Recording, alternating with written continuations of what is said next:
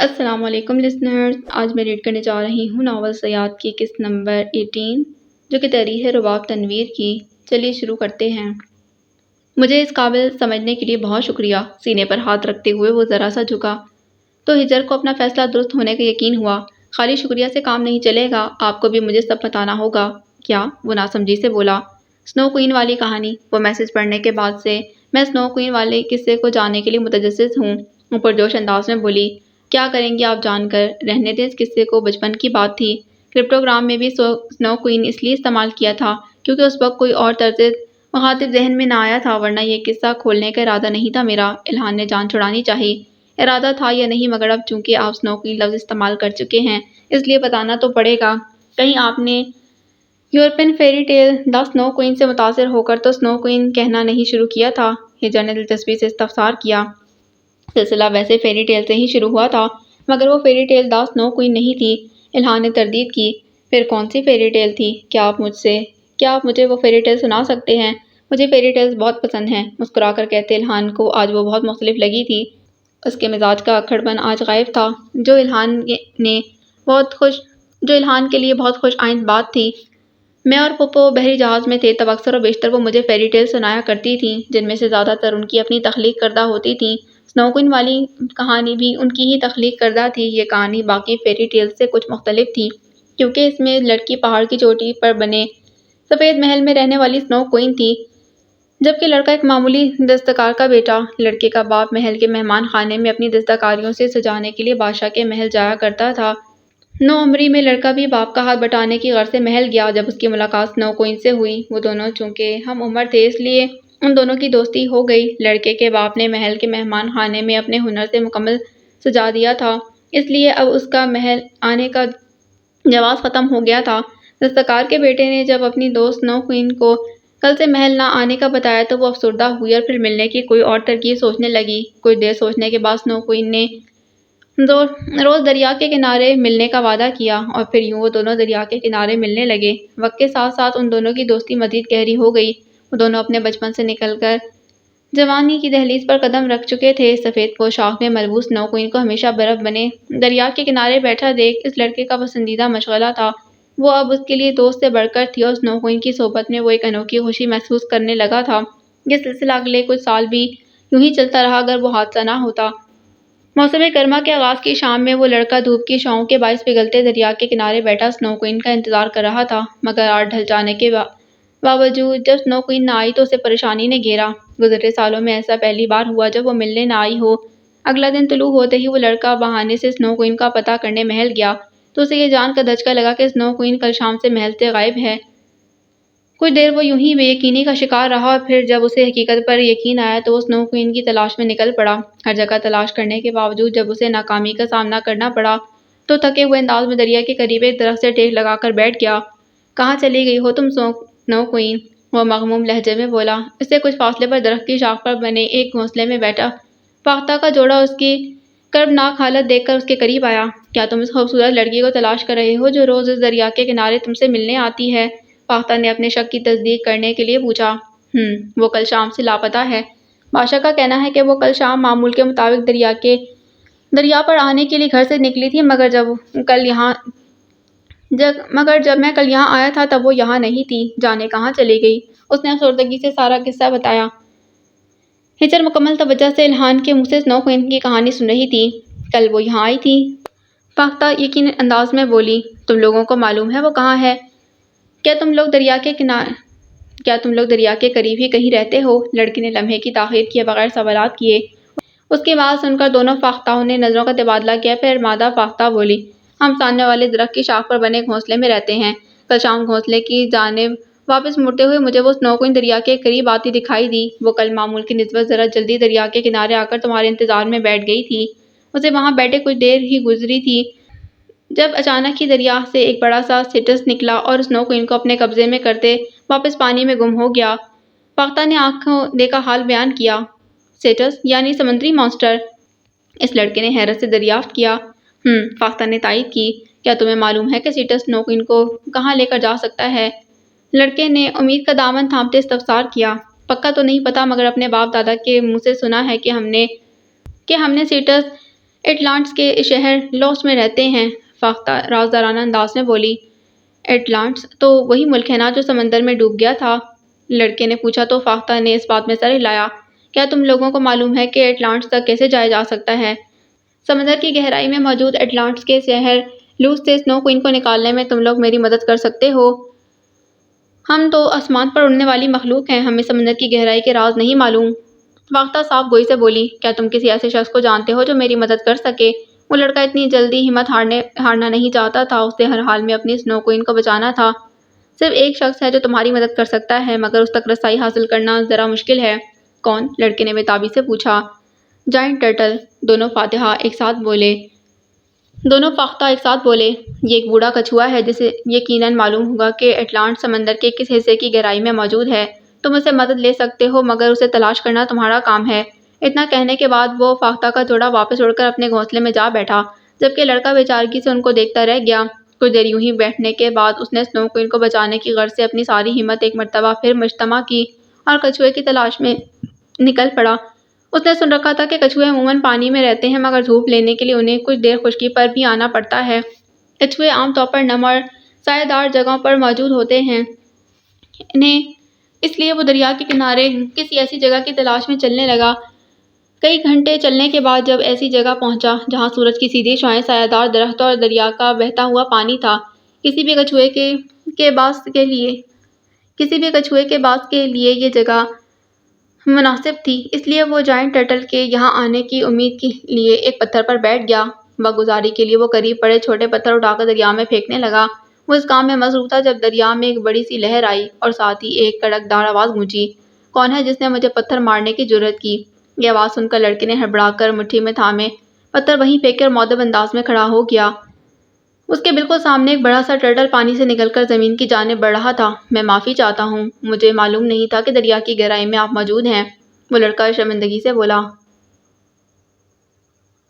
تم یہاں کیا کر رہے ہو؟ وہ کچھوا بوڑھا ضرور تھا، مگر اس کی آواز کی کڑک ابھی برقرار تھی۔ میں آپ کے انتظار میں بیٹھا تھا، مجھے آپ کی مدد کی ضرورت ہے، وہ ملتجیانہ انداز میں بولا۔ کیسی مدد؟ مجھے دریا کی گہرائی میں ڈوبے ایک ملک ایٹلانٹس کے شہر لوس کے بارے میں معلوم کرنا تھا۔ کیا آپ بتا سکتے ہیں کہ وہ کہاں ہے اور میں وہاں کیسے جا سکتا ہوں؟ اس کی بات سن کر کچھوے نے تنقیدی نگاہوں سے اس کا جائزہ لیا۔ کیا کرنا ہے تم نے وہاں جا کر؟ اس کے سخت لہجے میں پوچھنے پر لڑکے نے اسے سیٹس کے سنو کوئین کو لے جانے کے متعلق بتایا۔ اس کی بات سن کر کچھوے کا دل نرم ہوا۔ سیٹس سمندری مخلوقات میں سے سب سے زیادہ خرافاتی مخلوق ہے۔ ایٹلانٹس میں موجود اس کی سلطنت میں ہر 10 سال بعد ملکہ بدلتی ہے اور ہر 10 سال بعد یہ ایک انسانی جان کی تلاش میں نکلتے ہیں تاکہ وہ اسے اپنی ملکہ بنا سکیں۔ اس دفعہ وہ تمہاری سنو کوئین کو ملکہ بنانے کے لیے لے گئے ہیں، کچھوے نے اسے تفصیل بتائی۔ ہمیں انہیں سنو کوئین کو ملکہ بنانے سے روکنا چاہیے، ہمیں اسے وہاں سے نکالنا چاہیے، وہ بے تابی سے بولا۔ وہ اب تک اسے ایٹلانٹس کا پھل کھلا چکے ہوں گے، اور ایٹلانٹس کا پھل ایسا ہے جسے کھا کر انسان اپنی ماضی بھول جاتا ہے۔ آپ اس سب کی فکر نہ کریں، سنو کوئین میرا لمس کبھی نہیں بھول سکتی، میرے لمس سے اسے سب کچھ یاد آ جائے گا۔ آپ بس کسی طرح مجھے ایٹلانٹس لے چلیں، اس نے اصرار کیا تو کچھ دیر سوچنے کے بعد کچھوے نے حامی بھری۔ سمندری پودوں پر گزارا کرتے ہوئے اس نے صرف اپنی سنو کوئین کے لیے دن گزارے تھے، دریا کے بہاؤ کے ساتھ بہتے بہتے سمندر کی تہہ تک پہنچنے میں انہیں کئی دن لگ گئے تھے، مگر اس سفر میں ایک لمحے کے لیے بوڑھے کچھوے اور اس کی ہمت نہ ٹوٹی تھی، اور آخرکار ایک دن وہ ایٹلانٹس کے لوٹس شہر میں پہنچ گئے۔ سیدھا سنو کوئین کی تلاش میں لوس شہر کے محل میں مت جانا، پہلے صورتحال کو سمجھنا پھر کوئی کارروائی کرنا، اسے لوس شہر کے دریچوں کے قریب چھوڑتے ہوئے اس ضعیف کچھوے نے مشورہ دیا۔ شکریہ، تشکر آمیز نظروں سے اس کی جانب دیکھتے وہ بولا۔ شکریہ کی ضرورت نہیں، جلدی سے جاؤ اور سنو کوئین کو لے کر آؤ، میں تمہارے انتظار میں یہیں کھڑا ہوں، کچھوا بولا۔ تو وہ لڑکا سر ہلاتے ہوئے دریچہ پار کر گیا۔ کچھوے کی بات پر عمل کرتے وہ سیدھا محل میں جانے کے بجائے ایک جانور کی اوٹ میں ہو کر اس کے سارے شہر کا جائزہ لینے لگا۔ پورے شہر میں سمندری مخلوقات موجود تھیں۔ بازار سے کچھ فاصلے پر اسے سمندری گھوڑے نظر آئے جو دیکھنے میں شاہی معلوم ہوتے تھے۔ دوسروں کی نظروں سے چھپتے چھپاتے اس نے بازار سے گھوڑوں کا ایک شاہی لباس اٹھا کر اپنے آپ کو اپنے وجود کو ڈھانپا اور پھر ان کی تقلید میں محل میں داخل ہو گیا۔ محل کا تنقیدی نگاہوں سے جائزہ لینے کے بعد وہ ستون کی اوٹ میں کھڑا ہو گیا۔ جاؤ یہ ملکہ کے کمرے میں دے آؤ، وہ وہیں کھڑا تھا جب اس نے قریب سے گزرتی 2 مچھلیوں میں سے ایک بولی۔ دوسری مچھلی کی بات پر عمل کرتے وہ مچھلی اب ملکہ کے کمرے کی جانب بڑھنے لگی تھی۔ ایک لڑکے نے اس کی تقلید کی اور لمحوں میں خود کو ملکہ کے کمرے کے باہر پایا۔ مچھلی کی واپسی کے انتظار میں وہ باہر ہی کھڑا رہا۔ پھر جیسے ہی مچھلی کمرے سے نکلی وہ اندر داخل ہوا۔ اندر کا منظر دیکھ کر اس کی نظریں پلٹنے سے انکاری تھیں۔ وہ وہی تھی، اس کی سنو کوئین۔ بے تاثر سا چہرہ لیے وہ بیڈ کی پائیدی کے قریب بیٹھی تھی۔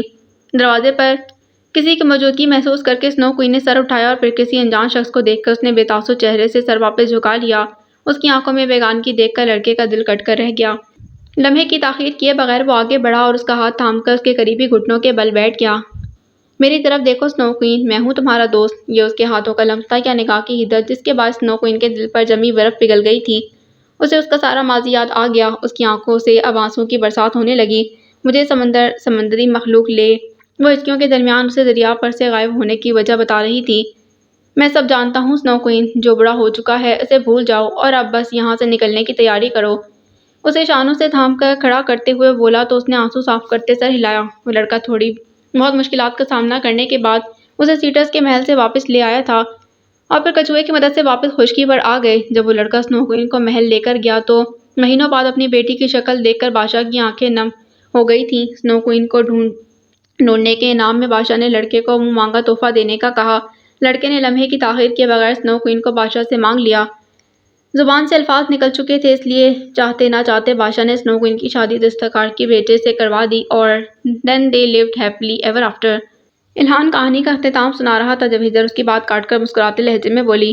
الہان نے اس کی بات پر سر ہلایا۔ ویسے آپ کہانی بہت اچھی سناتے ہیں، آپ کو سٹوری ٹیلر ہونا چاہیے تھا۔ ہجر نے کھلے دل سے اس کی تعریف کی۔ اس نے واقعی کہانی بہت اچھے طرز سے سنائی تھی۔ ہجر کو لگا کہ وہ واقعی لڑکے کے ساتھ ساتھ سنو کوئین کی تلاش میں سفر کر رہی ہے۔ پھپھو کو یہ فیری ٹیل بہت پسند تھی۔ ان گنت مرتبہ انہوں نے یہ مجھے سنائی تھی کہ اتنے سال گزرنے کے باوجود بھی یہ مجھے حرف بہ حرف یاد ہے۔ اس کے سبھی چہرے کو دیکھتے الہان بولا، پھر کیا ہوا؟ ہجر نے دلچسپی سے پوچھا۔ پھر کہانی ختم ہو گئی، وہ جل کر بولا۔ میں پوچھنا چاہ رہی ہوں کہ یہ کہانی آپ کی زندگی سے کب جڑی؟ آپ نے کب سنو کوئین کو تلاش کرنا شروع کیا؟ ہجر نے اس کی عقل پر افسوس کرتے مطلب واضح کیا۔ یہ سب بابا اور پھپھو کا ہی کیا دھرا ہے۔ میرے معصوم ذہن میں وہی دو الٹی باتیں بٹھاتے رہے۔ سیاد کی طرف سے دھیان ہٹانے کے لیے پھپھو مجھے یہ کہانی سناتی تھیں اور پھر جب میں بابا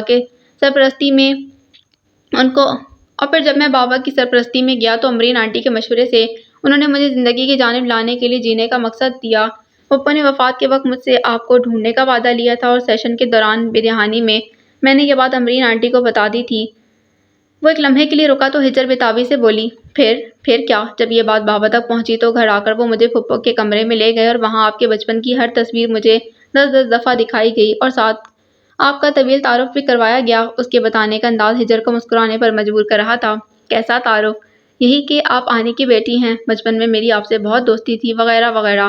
بے دہانی میں وہ آنیہ کو آنی کہہ گیا تھا۔ میں بے توجہی سے بابا کی باتیں سنتے ہوئے تصویریں دیکھ رہا تھا جب میری نظر ایک تصویر پر ٹھہری۔ کون سی تصویر؟ اس کے پوچھنے پر الہان نے کوٹ کی پاکٹ سے اپنا والیٹ نکال کر اسے تھمایا۔ کیا کروں اس کا؟ ایک نظر والیٹ کو دیکھنے کے بعد ہجر ناسمجھی سے بولی، میرے سر میں دے مارے۔ الہان چل کر بولا تو اس کی بات پر فوراً عمل کرنے کے لیے ہجر نے اس کا سر کا نشانہ لیا۔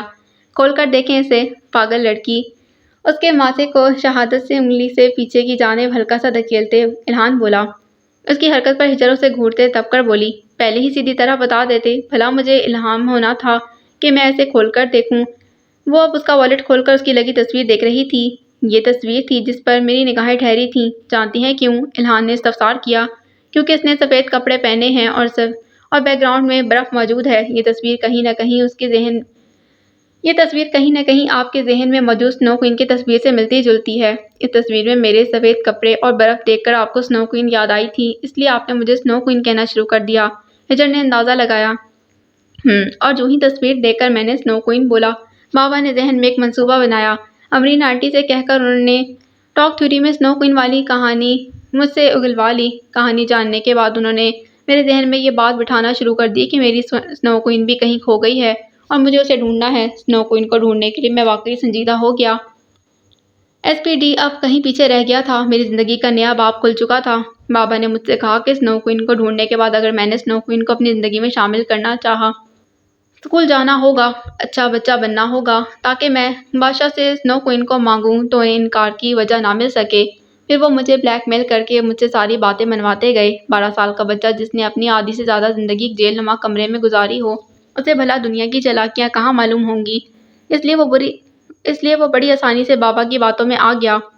الہان نے سارے قصے میں خود کو معصوم ظاہر کرنے کی پوری کوشش کی، مگر یہ فینٹیسی صرف بچپن تک ہی ساتھ رہی تھی۔ جب جوانی کی دہلیز پر قدم رکھا تو احساس ہوا کہ نہ ہی سنو کوئن حقیقت میں ہے اور نہ ہی فاختہ اور کچھوے جیسے مددگار۔ زندگی کے میدان میں جو بھی کرنا اپنے بلبوتے پر کرنا ہے۔ بابا کی وفات کے بعد زندگی بالکل بدل گئی تھی۔ پھپھو کے بعد بابا نے مجھے سنبھالا تھا، مگر بابا کے بعد احتشام چچا تھے۔ مگر 2 دفعہ اپنوں کے چھن جانے کی تکلیف میں محسوس کر چکا تھا، اس لیے میں نے ان کی جذباتی وابستگی قائم نہیں کی۔ بابا کی وفات کے کچھ دن بعد سب کچھ احتشام چچا کو دیکھ کر میں امریکہ چلا گیا۔ اس کے بعد کی زندگی مصروف ترین تھی۔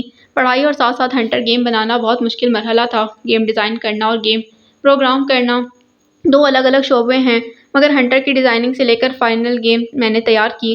خیر اس سارے عرصے میں ان 4 نمونوں کے علاوہ ایک امید میرے ساتھ تھی، آپ کے واپس ملنے کی امید۔ آپ کی تلاش کا سلسلہ میں نے کبھی نہیں روکا تھا اور نہ میں نے ہار مانی تھی۔ امریکہ میں اپنے دوست کے پاس پولیس اسٹیشن بھی آپ کو ڈھونڈنے کے لیے اسی سلسلے پہ گیا تھا۔ جب آپ پہلی دفعہ مجھے وہاں نظر آئیں، آپ کا نام جاننے کے بعد کہیں نہ کہیں مجھے معلوم ہو گیا تھا کہ آپ وہی ہیں جس کی مجھے تلاش تھی، مگر اس وقت میرے پاس کوئی ثبوت نہ تھا۔ اس لیے میں نے خاموش رہنا بہتر سمجھا۔ پاکستان میں بچوں کے اغوا اور باز کے نشان کے کیس کا شروع ہونا مجھے پتہ لگا تو اچھا طریقہ تھا سچائی سامنے لانے کا، اس لیے میں نے آپ کو کیس لینے پر مجبور کیا۔ وہ دھیمے لہجے میں اسے حقیقت بتا رہا تھا، جبکہ ہجر پوری توجہ سے اسے سن رہی تھی۔ سوچے اگر میں عانیہ علوی کی بیٹی نہ ہوتی تو تب آپ مجھ سے نکاح کرتے؟ کب سے ذہن میں گردش کرتا سوال ہجر پوچھ بیٹھی۔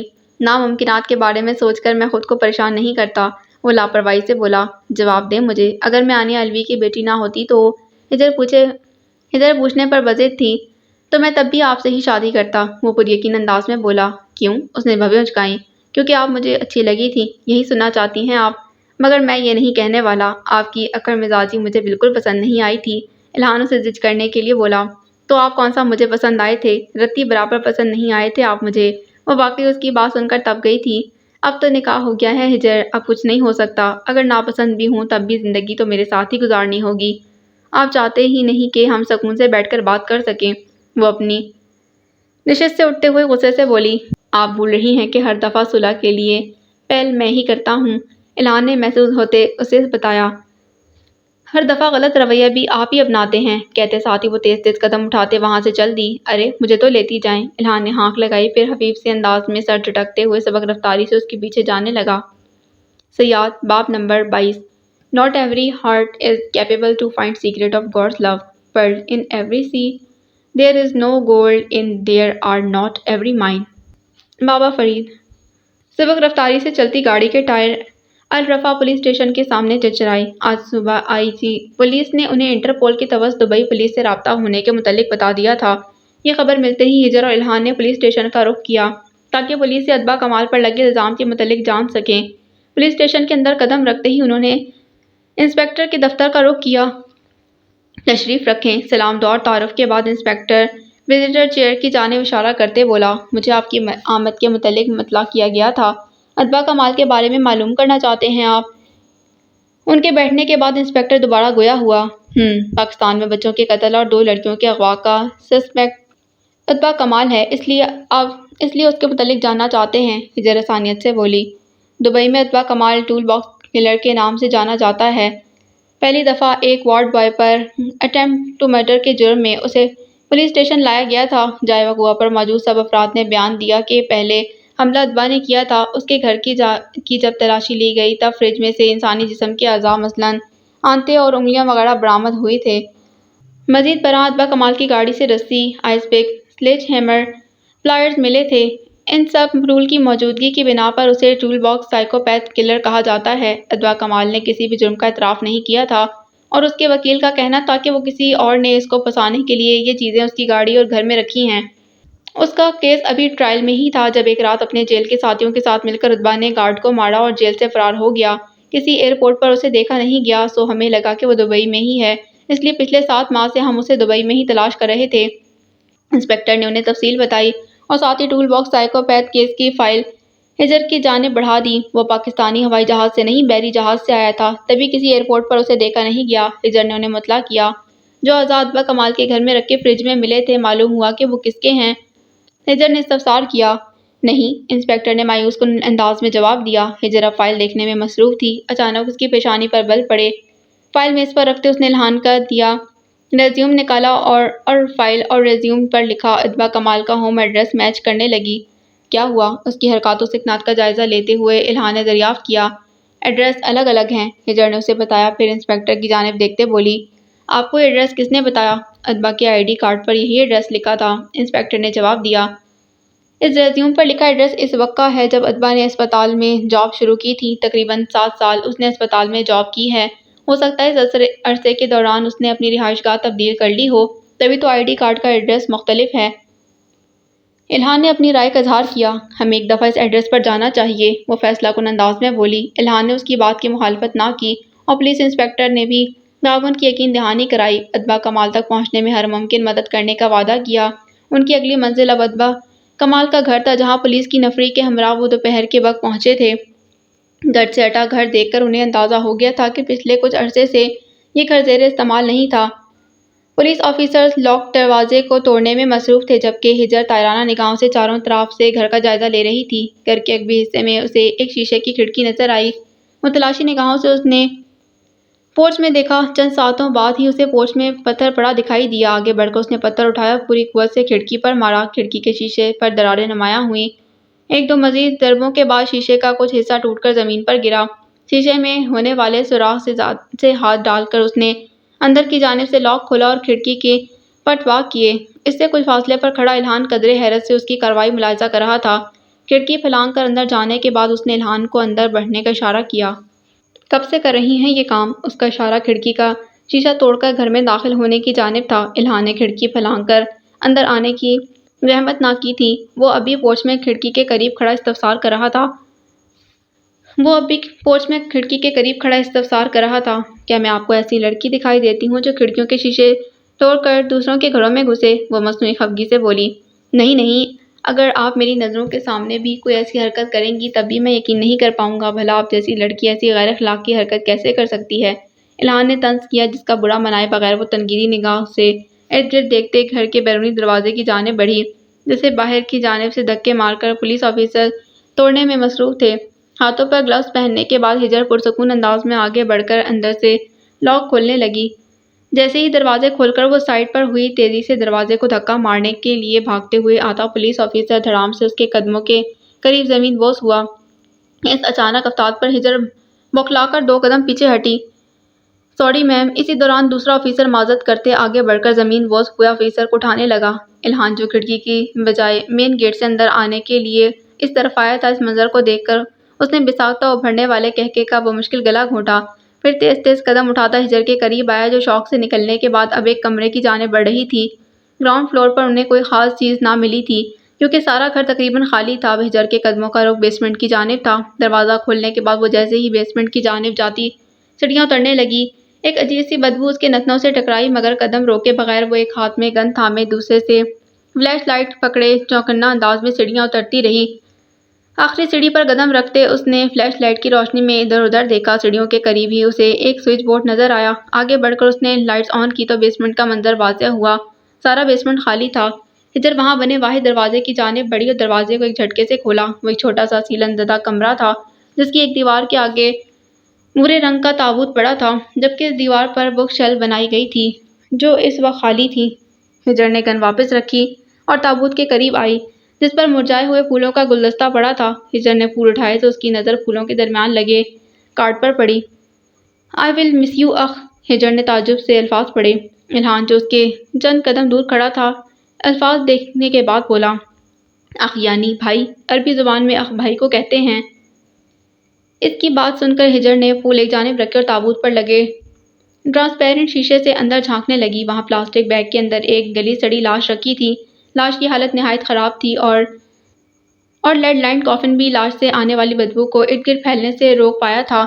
تابوت میں موجود لاش کو ایگزامینیشن کے لیے لے جائیں اور ایگزامینیشن رپورٹ مجھے بھیج دیجیے گا، ہجر نے پولیس آفیسر سے کہا، پھر طائرانہ نگاہوں سے پورے کمرے کو دیکھا مگر وہاں اس کمرے میں تابوت اور پھولوں کے علاوہ کوئی اور چیز موجود نہیں تھی۔ جس وقت احزاب کمال مرا تھا کہ اس وقت وہاں کوئی اور موجود تھا؟ واپسی کی جانب قدم بڑھاتے ہوئے اس نے الہام سے پوچھا۔ مجھے اچھے سے یاد ہے وہاں کوئی نہیں تھا مگر ہو سکتا ہے ہمارے جانے کے بعد وہاں کوئی آیا ہو۔ اس نے صاف گوئی سے جواب دیا تو ہجر مزید کچھ نہ بولی۔ وہ شاید کچھ سوچنے میں مصروف تھی۔ کیا آپ کو بھی یہی لگ رہا ہے کہ یہ لاش احزاب کمال کی ہے؟ الہان نے مستحکم لہجے میں سوال کیا۔ مجھے یقین ہے کہ یہ لاش اسی کی ہے، اس نے تصدیق کی، مگر کوئی شخص لاش کو دفنانے کے بجائے اسے اپنے پاس کیوں رکھے گا؟ الہان نے استفسار کیا۔ سائیکوپیتھ کچھ بھی کر سکتے ہیں، ان کے ذہن پر کوئی بھی دھن سوار ہو سکتی ہے۔ اتبا کمال بھی نارکسٹک سائیکوپیتھ ہے، اس لیے اس کا لاش کو سالوں اپنے پاس محفوظ رکھنا، انسانی اعضاء کو فریزر میں رکھنا تعجب کی بات نہیں۔ اس لاش کو دیکھنے کے بعد معلوم ہوا ہے مجھے کہ اتبا کمال اتنے سال خاموش کیوں رہا، پھر سالوں بعد اچانک سے کس چیز نے اسے بدلہ لینے کے لیے ٹریگر کیا۔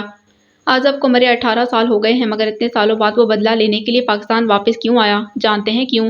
کیونکہ اس کے پاس احزاب کی لاش تھی اور لاش کی موجودگی سے اسے لگتا ہے کہ اس کا بھائی ابھی اس کے پاس ہے، تبھی اپنی زندگی کی 18 سال اس نے سکون سے گزارے۔ مگر اب چونکہ یہ لاش اتبا کمال کے ڈکے سے بچانے کے لیے کی گئی کوششوں کے باوجود ڈکے کے آخری دہانے پر موجود ہے، تو اپنے بھائی کی صبا ہستی سے مٹ جانے کا خوف اس کا ٹریگر بنا ہے۔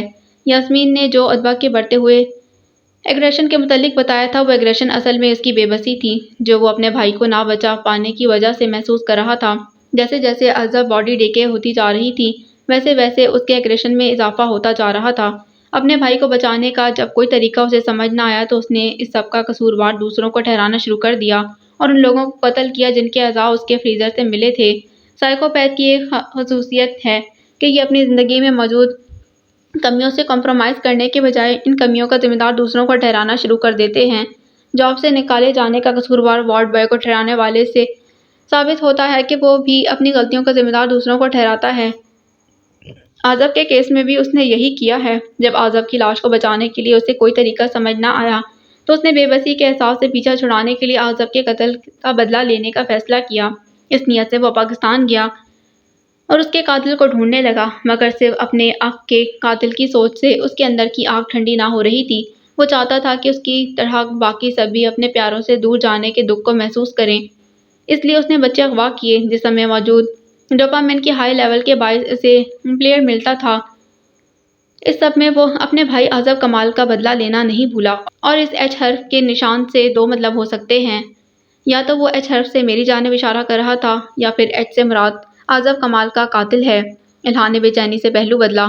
پہلے والا پوائنٹ ڈاؤٹ پر ہے کیونکہ پریس کانفرنس ہوئے کئی روز بیت چکے ہیں۔ اگر اس نے مجھ پر حملہ کرنا ہوتا تو اب تک کر چکا ہوتا، اور اگر ایچ سے مراد احزاب کا قاتل ہے تو ہمیں اتبا تک پہنچنے کے لیے پہلے اسے ڈھونڈنا ہوگا۔ کون ہو سکتا ہے ایچ؟ وہ جس نے آپ کی مدد کی احزاب کمال کے خلاف جا کر، خطرہ مول لیتے ہوئے اس نے آپ لوگوں کو بچایا۔ وہ جو کوئی بھی ہے وہ ایک اچھا انسان ہے، وہ ہمارا خیر خواہ ہے۔ اتبا کمال کے اس تک پہنچنے سے پہلے ہمیں اس تک پہنچنا ہے اور اس میں صرف آپ میری مدد کر سکتے ہیں۔ وہ امید بھری نظروں سے اس کی جانب دیکھتے بولی۔ وہ دونوں واپس گھر جا رہے تھے۔ میں کیسے؟ وہ جانتے بوجھتے انجان بنا۔ آپ نے ایچ کو دیکھا تھا؟ اس نے آپ کی مدد کی تھی۔ آپ کی کوئی غیر معمولی بات، کوئی حرکت، اس کی کوئی غیر معمولی بات، کوئی حرکت یا پھر کوئی بھی چیز آپ کو یاد ہے جو اس تک پہنچنے میں ہماری مدد کر سکے؟ ہجر نے زور دیا۔ مجھے اتنی زیادہ تفصیلات یاد نہیں۔ وہ نظریں چراتے بولا۔ یاد کرنے کی کوشش تو کریں، سارے واقعے کو ذہن میں لائیں، باریک بینی سے سوچیں۔ ہجر نے اسے مشورہ دیا۔ فی الحال مجھے ڈرائیو کرنے دیں۔ اس نے ہجر کو ٹالا تو وہ خاموش ہو گئی، مگر یہ خاموشی صرف کچھ دیر کے لیے ہی تھی۔ ویلے کے اندر قدم رکھتے وہ ایک بار پھر شروع ہو چکی تھی۔ ادھر آئیں، بیٹھیں۔ ہجر نے لاؤنج میں رکھے صوفے کی جانب اشارہ کیا۔ الہان خاموشی سے اس کی بات پر عمل کرتے وہاں بیٹھ گیا۔ بالکل پرسکون ہو جائیں، ہر فکر سے آزاد، ہر مسئلے سے دور، بس یکسوئی سے اس واقعے کو سوچیں۔ رات کو فلائٹ ہے ہماری، مجھے پیکنگ کرنی ہے۔ الہان نے وہاں سے غائب ہونے کا جواز پیش کیا۔ ابھی بہت وقت ہے، پیکنگ ہو جائے گی، پہلے جو میں کہہ رہی ہوں آپ وہ کریں۔ اس خاموش فضا میں بیٹھ کر آپ دھیان سے سوچیں۔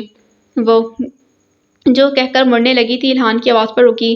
مجھے نہیں سوچنا اس واقعے کو۔ کیوں؟ ہجر نے تیوری چڑھائی۔ بس نہیں سوچنا۔ وہ بضد تھا۔ آپ کچھ چھپا رہے ہیں؟ اس کے رویے کو جانچتی نگاہوں سے دیکھتے ہجر بولی۔ میں کچھ نہیں چھپا رہا۔ اس نے تردید کی تو ہجر اسے مشکوک نظروں سے دیکھنے لگی۔ میں آپ کو بتا چکا ہوں کہ اس شخص نے ماسک پہن رکھا تھا، اس لیے میں اس کا چہرہ نہیں دیکھ پایا، اور ویسے بھی اس وقت 12 سال کا تھا، اس لیے میری یادیں دھندلی ہو چکی ہیں، الہان نے بادل ناخواستہ وضاحت دی۔ ٹھیک ہے، وہ مطمئن تو نہیں ہوئی تھی مگر اس کا گریز دیکھ کر ہجر نے اصرار کرنا مناسب نہ سمجھا۔ کہاں جا رہی ہیں؟ اس مڑتے دیکھ کر الہان نے استفسار کیا۔ کمرے میں، وہ رخ موڑے بغیر بولی۔ کیا آپ نے کوئی ضروری کام کرنا ہے اس وقت؟ اس نے دوبارہ پوچھا۔ نہیں، کوئی کام نہیں، اس لیے سوچ رہی ہوں کہ وقت گزاری کے لیے آپ کی گیم کھیل لوں۔ اس کے قدم ابھی بھی نہیں رکے تھے۔ وہ اسے اکیلے نہیں کھیلی جائے گی، وہ آپ سے اکیلی نہیں کھیلی جائے گی۔ وہ اسکواڈ راؤنڈ ہے، 4 سے 10 پلیئرز کا اسکواڈ ہی ہے اس کھیل۔ وہ آپ سے نہیں کھیلی جائے گی، وہ اسکواڈ راؤنڈ ہے، 4 سے 10 پلیئرز کا اسکواڈ ہی اسے کھیل سکتا ہے۔ اب کی بار اس کے قدم تھمے۔ کیا واقعی؟ ہجر نے تعجب سے پوچھا۔ ویسے اگر آپ چاہیں تو میں آپ کے اسکواڈ میں شامل ہو سکتا ہوں، الہان نے خوش دلی سے پیشکش کی۔ وہ تو ٹھیک ہے مگر باقی کے پلیئر کا کیا کرنا ہے؟ وہ تفکر آمیز لہجے میں بولی تو الہان نے لاپرواہی سے کندھے اچکائے۔ میں اپنے دوستوں سے پوچھتی ہوں، نورا تو ضرور کھیلے گی میرے ساتھ، آج کل ویسے بھی ونٹر ہالیڈیز ہیں، فارغ ہی ہوگی، اور آپ بھی اپنے دوستوں سے پوچھ لیں۔ وہ کچھ توقف کے بعد بولی۔ وہ اس وقت آفس میں مصروف ہوں گے اور میں نہیں چاہتا وہ کام چھوڑ کر گیم کھیلیں۔ وہ توڑک انداز میں بولا۔ آپ کے چاہنے نہ چاہنے سے کیا فرق پڑتا ہے؟ اگر آپ انہیں نہیں کہیں گے تو میں خود فون کر کے کہہ دوں گی اور میری بات نہیں ٹالیں گے وہ، کیونکہ کل رات ہی میں نے انہیں آپ کی ڈانٹ سے بچایا تھا۔ وہ ناک سے مکھی اڑانے والے انداز میں بولی اور اپنے کمرے کی جانب بڑھنے لگی۔ پیچھے بیٹھا الہان اسے گھور کر رہ گیا۔ زندگی آسانی سے نہیں گزرنے والی مسٹر الہان، اب روز روز اپنی مرضی کے خلاف فیصلے برداشت کرنے پڑیں گے۔ بالوں میں ہاتھ پھیرتے اس نے خود کو مستقبل کے لیے تیار کیا۔ ہنٹر گیم کے چوتھے لیول، دی اسکوائر میں آپ سب کو خوش آمدید۔ سائمن کی آواز ٹرین میں گونجی جس پر سوار ہو کر وہ لوگ چوتھا لیول کھیلنے جا رہے تھے۔ وہ کل 5 افراد تھے، ہجر، الہان، نورا، ایما اور اینڈی شامل تھے۔ ہجر کے کہنے پر وہ سب گیم میں ساتھ دینے کے لیے موجود تھے۔ لیول شروع کرتے ہی عمدہ گرافکس کی بدولت ہجر ایک مرتبہ پھر سے ارد گرد سے بے نیاز گیم میں گم ہو گئی تھی۔ ہجر اور الہان اس وقت لاؤنج میں ایک دوسرے سے کچھ فاصلے پر اپنے اپنے لیپ ٹاپ پر گیم آن کیے براجمان تھے۔ مانسٹر، تم اور اینڈی چونکہ گیم سے واقف ہو اس لیے تم لوگ ہماری کوئی مدد نہیں کرو گے، تم دونوں بس خاموشی سے کھیلو گے۔ وہ ٹرین میں ہی سوار تھے جب اپنے پرانے انداز میں لوٹتے ہوئے ہجر نے الہان کو تنبیہ کی۔ الہان نے اپنا مائک آف کر رکھا تھا جبکہ ہجر کا مائک آن تھا، جس کے ذریعے اب دونوں کی آواز باقی سب تک بآسانی جا رہی تھی۔ الہان نے اپنے لیپ ٹاپ سے ہجر کو میوٹ کیا تھا کیونکہ وہ اس کے بغیر بھی اس کی آواز سن رہا تھا۔ مرضی ہے تمہاری، الہان نے کندھے اچکائے۔ اسی دوران ٹرین کے ٹائر چرچرائے۔ ریل گاڑی سے نکلتے ہی ہمیشہ کی طرح انہوں نے خود کو انجان جگہ پر پایا۔ وہاں تیز روشنی تھی جس کے باعث ان کی آنکھیں چندیانے لگی تھیں۔ آنکھوں کے آگے ہاتھ رکھ کر انہوں نے روشنی کو روکنا چاہا۔ جب روشنی کی شدت کم ہوئی تو ان سب نے آنکھوں پر سے ہاتھ ہٹائے اور ساتھ ہی ان کی نظروں کے سامنے رکا ابھرا جہاں پنچھی پر پھیلائے عکس اپنا روپ دکھائے، سارا جہاں نظر آئے، وہ بادلوں میں چھپ جائے۔ ہجر نے رکے پر لکھے الفاظ پڑھے، پھر مڑ کر باقی سب کی جانب متوجہ ہوئی۔ اینڈی، ماسٹر کہاں ہے؟ وہ سب موجود تھے سوائے الہان کے، اس لیے ہجر نے اس کے متعلق استفسار کیا۔ بھابھی، آپ نے کہا تھا کہ کوئی مدد نہیں کرنی، اس لیے میں آپ کو کچھ نہیں بتا سکتا۔ اینڈی نے اسے یاد دہانی کروائی تو وہ خاموش ہو گئی۔ کہاں ہے آپ کا پلیئر؟ اب کی بار ہجر نے قریب بیٹھے الہان سے پوچھا۔ میری اسکرین پر اب تک اندھیرا چھایا ہے، الہان نے اسے اپنے لیپ ٹاپ کی اسکرین دکھائی۔ بھابھی، ویسے یہ چیٹنگ ہے، اینڈی بولا۔ چپ کرو تم، الہان نے اسے ڈپٹا، پھر ہجر کو مخاطب کرتے بولا۔ میرا پلیئر اس وقت قید میں ہے، آپ نے مجھے آزاد کروانا ہے۔ یہ جو رڈل آپ کو دی گئی ہے اس کو کریک کریں، اس میں اس جگہ کا بتایا گیا ہے جہاں میرا پلیئر قید ہے، مجھے یہاں سے باہر نکالنا اس لیول میں آپ کا مشن ہے۔ الہان نے اسے صورتحال کے متعلق آگاہ کیا۔ ٹھیک ہے، ہجر نے سر ہلایا۔ ایما اور نورا خاموش تھیں کیونکہ وہ ان تینوں کی گفتگو سمجھنے کی کوشش کر رہی تھیں۔ ہجر کی پروفیٹک ماسٹر اور اینڈی واٹسن نامی پروفائل کس کی ہے؟ جب ایما کو کچھ سمجھ نہ آیا تو اس نارویجین زبان میں ہجر سے پوچھ لیا تاکہ وہ الہان اور اینڈی اس کی بات سمجھ نہ پائیں۔ پروفیٹک ماسٹر الہان ہے اور اینڈی ان کا دوست ہے، ہجر نے جواب دیا تو نورا اور ایما نے سمجھنے والے انداز میں سر ہلایا۔ بھابھی، یہ انتہائی غیر اخلاقی حرکت ہے، میری موجودگی میں آپ نارویجین زبان میں بات نہیں کر سکتی۔ باس خود تو قید ہو گئے ہیں اور مجھے تنے تنہا انجان لوگوں بلکہ انجان لڑکیوں میں چھوڑ گئے ہیں، اینڈی ڈرامائی انداز میں بولا۔ تم فکر مت کرو اینڈی، ولیم کچھ دیر میں تمہیں جوائن کر لے گا۔ الہان، ہجر نے اسے تسلی دی۔ چلو پھر ماسٹر کی تلاش شروع کرتے ہیں، ہجر ان سب کی جانب دیکھتے بولی اور ایک دفعہ پھر رکے پر لکھی تحریر پڑھنے لگی۔ جہاں پنچھی پر پھیلائے، پنچھی کب پر پھیلاتا ہے؟ ہجر نے سوالیہ انداز میں بولا۔ وہ چاروں اس وقت جنگل نما جگہ پر کھڑے تھے جب وہ بات کرتا ہے۔ ایما نے رائے پیش کی۔ اب کی بار وہ انگلش میں بولی، مگر پرندوں کے بات کرنے کی کوئی مخصوص جگہ نہیں ہوتی۔ ہجر نے جواب دیا، پرندے اپنے پر تب پھیلاتے ہیں جب انہیں اپنے پر سکھانے ہوتے ہیں۔ نورا گویا ہوئی۔ جب پرندے اپنا شکار کی تلاش میں پانی میں غوطہ لگاتے ہیں تو ان کے پر گیلے ہو جاتے ہیں اور پھر اپنے پروں کو سکھانے کے لیے وہ اپنے پر پھیلاتے ہیں۔ اس کا مطلب کہ مانسٹر کو کسی ایسی جگہ قید کیا گیا ہے جو پانی کے قریب ہے، ہجر پرسوچ انداز میں بولی۔ اینڈی خاموشی سے ان کی گفتگو سن رہا تھا۔ الہان بھی ان کی گفتگو سن سکتا تھا کیونکہ قید کی وجہ سے اس کے مائک کے اسپیکر کو بند نہیں کیا گیا تھا اور ان کی باتیں سن بھی سکتا تھا اور انہیں جواب بھی دے سکتا تھا، مگر وہ انہیں اپنی لوکیشن نہیں بتا سکتا تھا کیونکہ اسے خود بھی معلوم نہیں تھا اسے کہاں رکھا گیا ہے۔ عکس اپنا روپ دکھائے، ہجر نے اب اگلی سطر پڑھی۔ عکس یعنی ریفلیکشن، ایما خود کلامی کے انداز میں بولی۔ ریفلیکشن دو ہی چیزوں میں آتا ہے، شیشے اور پانی میں۔ نورا نے ٹکڑا لگایا، پانی کی ہنٹ پہلے مل چکی ہے اس لیے دوسری سطر میں عکس سے مراد شیشہ ہے۔ ہجر رسانیت سے بولی، سارا جہاں نظر آئے۔ اب کی بار نورا نے ہجر کے ہاتھ سے روکا لے کر سطر پڑھی۔ سارا جہاں تو صرف آسمان سے ہی نظر آتا ہے۔ ایما نے اپنی رائے دی، اس سطر کا مطلب واضح نہیں ہے اس لیے اسے رہنے دو، اگلی سطر پڑھتے ہیں۔ کچھ دیر بعد سطر پر غور و فکر کرنے کے بعد ہجر بولی اور ساتھ ہی اگلی سطر پڑھنے لگی۔ جو بادلوں میں چھپ جائے، بادلوں میں تو وہی چیز چھپتی ہے جو بلندی پر ہو، مثلاً پہاڑ، بلند بلڈنگز وغیرہ۔ نورا بولی، بلندی پر باقی سب چیزیں نظر بھی آتی ہیں۔ ایما نے پچھلی سطر کا مطلب بھی واضح کیا، اس کا مطلب ہے کہ مانسٹر کو کسی ایسی جگہ قید کیا گیا ہے جو بلندی پر ہے، جس کے قریب پانی اور شیشہ ہے۔ اس جگہ پر بلڈنگز ہو نہیں سکتی تو پہاڑ ہی ایسی جگہ جہاں مانسٹر کو قید کیا جا سکتا ہے۔ ہجر نے ان دونوں کی مدد سے پہیلی سلجھائی، پہاڑ کی چوٹی پر بنا شیش محل۔ نورا کی بات پر ہجر نے خوشگوار حیرت سے اس کی جانب دیکھا۔ تم اس گیم میں بہت اچھی ہو، ہجر نے اسے سراہا۔ میں یہ لیول کھیل چکی ہوں، حالانکہ میری پہیلی مختلف تھی، مگر پھر بھی میں اپنے تجربے سے اندازہ لگا سکتی ہوں انہیں کسی آئی لینڈ کے پہاڑ کی چوٹی پر بنے شیش محل میں قید کیا گیا ہے۔ نورا نے مسکراتے تفصیل بتائی۔ چلو اچھا ہوا جو تم اسکواڈ کا حصہ ہو، ہجر خوش دلی سے بولی۔ چلو اب شیش محل ڈھونڈتے ہیں۔ ایما نے اس کی توجہ مبذول کرائی۔ میں میپ سے شیش محل کی لوکیشن ڈھونڈتی ہوں، کہتے ساتھ ہی ہجر نے اپنا ہاتھ فضا میں بلند کیا۔ لمحے کے 1000ویں حصے میں اس کے ہاتھ پر نقشہ آیا۔ میپ کھولنے کے بعد اس نے جلد ہی شیش محل تلاش کر لیا تھا اور وہ چاروں اس آئی لینڈ کی جانب بڑھنے لگے جس پر شیش محل واقع تھا۔ آئی لینڈ دیکھ کر یاد آیا ہجر، میں کچھ دن پہلے لینٹورا آئی لینڈ گئی تھی اور وہاں ٹک ٹاک شاپ پر موجود لڑکی مجھ سے تمہارے بارے میں پوچھ رہی تھی۔ اچانک یاد آنے پر ایما نے اسے بتایا، شاید اس نے تمہیں میرے ساتھ دیکھا ہوگا تبھی تو اسے معلوم ہوگا کہ تم میری دوست ہو۔ خیر کیا پوچھ رہی تھی وہ؟ ہجر نے دلچسپی سے سوال کیا۔ وہ لوگ اب میپ کے متعلق شیش محل کی جانب بڑھ رہے تھے۔ پوچھ رہی تھی کہ آپ کی دوست نے اپنی زندگی کی سب سے خوبصورت خواہش پوری کر لی کیا؟ اس نے آئی لینڈ پر گھر لے لیا؟ ایما نے اس کی خواہش کا ذکر کیا تو الہان بھی متوجہ ہوا۔ اپنی خواہش یوں سب کو معلوم ہونے پر ہجر جذبت ہوئی۔ حافظہ اچھا ہے اس لڑکی کا، تبھی تو اسے میری باتیں ابھی تک یاد ہیں، ہجر نے مبہم انداز میں جواب دیا۔ بھابھی یہ سب کیا ہے؟ آپ اپنی دوستوں کے ساتھ باتوں میں لگی ہیں، باس بھی خاموش ہیں اور میرے بولنے پر آپ نے پابندی لگا دی ہے۔ اس طرح تو میں بور ہو گیا ہوں۔ کیا اس لیے آپ نے مجھے گیم میں شامل ہونے کو کہا تھا؟ کیا فائدہ میرا دیدہ دلیری سے باس کے خلاف جا کر گیم جوائن کرنے کا؟ اچھا ہوتا میں بھی جارج، پیٹر اور سائمن کی طرح باس کی بات مان کر کام کرتا رہتا۔ اینڈی کے صبر کا پیمانہ لبریز ہوا۔ بہت ہی اچھا ہو رہا تمہارے ساتھ اینڈی، میری بات نہ ماننے کی سزا ہے یہ بوریت، الہان نے جتایا۔ اس دوران ان سب کی اسکرینز پر ولیم کے جوائن کرنے کی نوٹیفیکیشن واضح ہوا۔ Hello ladies and gentlemens, William کی آواز ان سب کے اسپیکر میں گونجی۔ ہالو، ہجر، نورا اور ایما نے جواب دیا جبکہ اینڈی اور الہان گیم میں شامل ہونے والے کی پروفائل دیکھنے میں مصروف تھے۔ نورا اور ایما تو ٹھیک ہی ہوگی، تم بتاؤ تم کیسی ہو ہجر؟ اس نے خوش دلی سے پوچھا۔ میں ٹھیک ہوں، ہجر نے دھیمے لہجے میں جواب دیا۔ نکاح کی بہت مبارک ہو تمہیں، مور نے بتایا تھا مجھے، مگر مصروفیت کے باعث نکاح والے دن فون نہیں کر سکا، ولیم نے وضاحت دی۔ کوئی بات نہیں، اپنے شوہر کے بارے میں بتاؤ ہجر، کیا کرتا ہے، کہاں رہتا ہے؟ مور نے تو بس یہی بتایا کہ تمہارا کزن ہے، ولیم نے استفسار کیا۔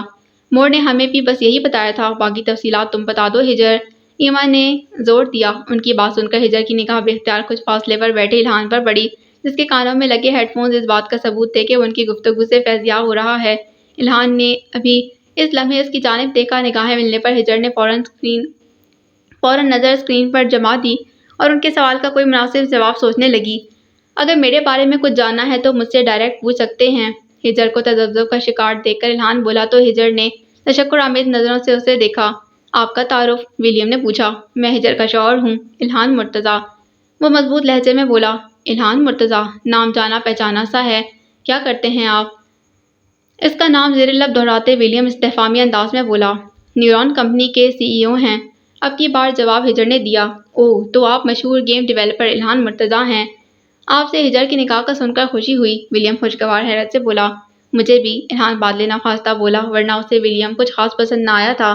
یہ الہان مرتضیٰ تمہارا کزن کب سے بن گیا؟ نورا نے الہان کی موجودگی کے باعث نارویجین زبان میں دریافت کیا۔ مور کے منہ سے انہوں نے ہجر کے شوہر کا نام الہان سن رکھا تھا، مگر انہیں پورا نام نہیں معلوم تھا۔ اب الہان کا تعارف سن کر ان دونوں کو شوق لگا۔ بڑی لمبی کہانی ہے، سناؤں گی کسی اور دن، ہجر نے انہیں ٹالا۔ وہ لوگ سمندر کنارے پہنچ گئے تھے، مگر سمندر کے درمیان بنے آئی لینڈ تک جانے کا کوئی ذریعہ انہیں سمجھ نہ آ رہا تھا۔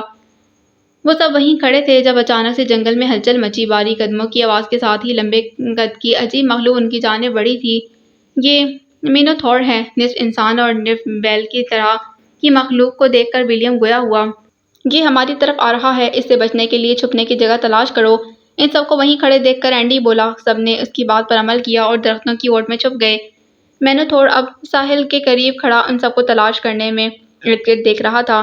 میرے خیال سے یہ بھوکا ہے اور پیٹ بھرنے کے لیے ہمیں کھانا چاہتا ہے، نورا نے تجزیہ کیا۔ مینوتھور اب ارد گرد تباہی مچانے میں مصروف تھا۔ الہان کا پلیئر چونکہ قید تھا، اس لیے اندھیرے میں ڈوبی اسکرین دیکھنے کے بجائے وہ ہجر کے لیپ ٹاپ پر نگاہ جمائے گیم سے لطف اندوز ہو رہا تھا۔ چھپنے سے کچھ نہیں ہوگا، ہمیں اس کو مارنا چاہیے، ایما بولی۔ اس دوران مینوتھور اس درخت کی جانب بڑھا جس کے پیچھے ہجر چھپی تھی۔ اسے اب اپنی جانب بڑھتا دیکھ کر ہجر بوکھلائی۔ اپنی تلوار سے مقابلہ کرو اس کا ہجر، الہان نے اسے بتایا۔ اس کی بات پر فوراً عمل کرتے ہجر نے کمان سے تلوار نکالی اور اپنی جانب بڑھتے مینوتھور کے بازو پر وار کیا۔ اس کے وار سے مینوتھور کو کچھ خاص فرق نہ پڑا، وہ اب پہلے سے زیادہ غصے سے اس کی جانب بڑھ رہا تھا۔ ہجر نے اپنے بچاؤ کے لیے الٹے قدم اٹھاتے مزید 2-3 حملے کیے جو بے فائدہ گئے۔ لیپ ٹاپ اسکرین پر نظر آتے اس کی پاور ختم ہونے کو تھی جب الہان نے لیپ ٹاپ کو اپنی جانب کیا اور تیزی سے کی پیڈ پر انگلیاں چلاتے مینوتھور پر پے در پے وار کرنے لگا۔ تیزی سے ضربے لگنے کے باعث مینوتھور کے قدم تھمے تھے۔ باقی سب بھی حملہ کرو اس پر، ولیم اور اینڈی تم لوگ پیچھے کی جانب سے حملہ کرو، جبکہ ایما اور نورا تم لوگ دائیں اور بائیں جانب سے، ہجر نے باقی سب سے کہا تو باقی سب بھی تلواریں اٹھائے میدان میں آئے۔ ان پانچوں کے ایک ساتھ حملہ کرنے سے مینوتھور کی پاور کم ہوتی جا رہی تھی۔ آخر میں ہجر کے پلیئر کو کنٹرول کرتے الہان نے ایک ضرب مینوتھور کی طاقت یعنی اس کے سینگ پر ماری، جس سے اس کی رہی سہی پاور بھی ختم ہو گئی اور وہ زمین پر ڈھیر ہو گیا۔ اس کے مرے ہوئے وجود سے اب پروں والے گھوڑے پیگاسس بننے لگے تھے۔ مینوتھور کے مرنے سے الہان نے لیپ ٹاپ اسے واپس کیا اور خود صوفے سے اٹھ کر کچن کی جانب چلا گیا۔ ہجر دوبارہ گیم کی جانب متوجہ ہوئی جہاں سب پیگاسس پر سوار ہو کر سمندر عبور کر کے آئی لینڈ کی جانب بڑھ رہے تھے۔ ہجر نے بھی ان سب کی تقلید کی۔ ویسے بہت اچھا کھیلا ہے تم نے ہجر، نورا اس کے پلیئر کے مینوتھور کے مارنے سے خاصی متاثر ہوئی تھی۔ پہلے ہجر نے سوچا کہ اسے بتا دے کہ وہ نہیں الہان کھیل رہا تھا اس کے لیپ ٹاپ سے، مگر پھر ان سب کی معنی خیز مسکراہٹوں کا سوچ کر اس نے ارادہ ترک کر دیا اور نورا کی تعریف کے جواب میں بولی، شکریہ۔ وہ سب اب بڑے پروں والے پیگاسس کی پشت پر سوار سمندر کے اوپر سے گزر رہے تھے۔ ہجر کو یہ سفر خاصا پسند آیا تھا۔ اینڈی، ہجر نے ولیم سے باتیں کرتے اینڈی کو پکارا۔ جی بھابی، وہ مؤدب انداز میں بولا۔ قید ہونے والے پلیئر کی سلیکشن رینڈم ہوتی ہے؟ ہجر نے اپنے شک کی تصدیق کے لیے پوچھا۔ جی بھابی، وہ مؤدب انداز میں بولا۔ جی بالکل، اینڈی کے جواب پر ہجر نے سمجھنے والے انداز میں سر ہلایا تو اینڈی واپس ولیم کی جانب متوجہ ہو گیا۔ کچھ ہی دیر میں وہ لوگ آئی لینڈ پر پہنچ گئے تھے۔ پیگاسس کو وہیں چھوڑنے کے بعد ان کا رخ آئی لینڈ کی سب سے بلند پہاڑ کی چوٹی پر بنے شیش محل کی جانب تھا۔ الہان اسی دوران کافی کے 2 مگ اٹھائے کچن سے واپس آیا تھا۔ ایک مگ اس نے ہجر کی جانب بڑھایا۔